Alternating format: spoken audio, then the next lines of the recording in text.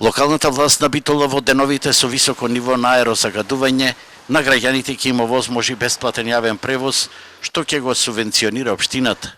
Ова идеја на градоначалничката ја прифатија и градските превозници во денови кога концентрацијата на PM10 частичките е поголема од 100 микрограми, да возат бесплатно, а општината да им плаќа според износи од 30-дневниот просек, за што денеска се одржа и моредна седница. Упатив барање до превозниците во општина Битола, со што ќе овозможат во критично загадените денови да граѓаните се возат без наплата на билети, зашто општината од сопствениот буџет ќе изврши надомест во висина на просечниот приход во последните 30 денови.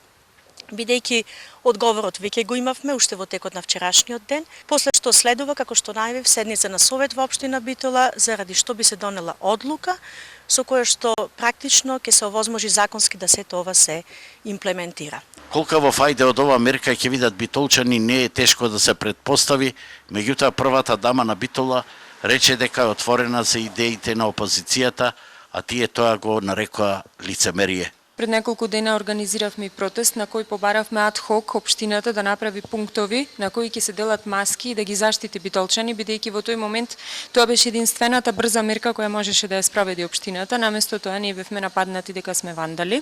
Ова е трета зима како петровски градоначалник на општина Битола и уште една зима каде што во лага каде што падна во вода сите лаги на Петровска, дека таа суштински ќе го решава проблемот со загадувањето на амбиенталниот воздух во општина Битола. Искрено очекувавме многу повеќе од борците за заштита на животната средина. Сепак опозицијските советници рекоа дека ќе предложат неколку краткорочни мерки, континуирано субвенционирање.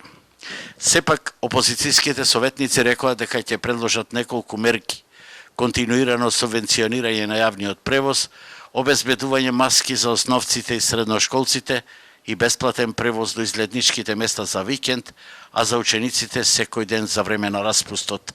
Дел од средношколците денеска пред време ја напуштија наставата, а за идниот петок најавуваат протести. Но, колку општинската администрација ги почитува препораките да се користи јавниот превоз, денеска можеше да се види на паркингот, каде што речиси сите вработени беа дојдени со своји возила.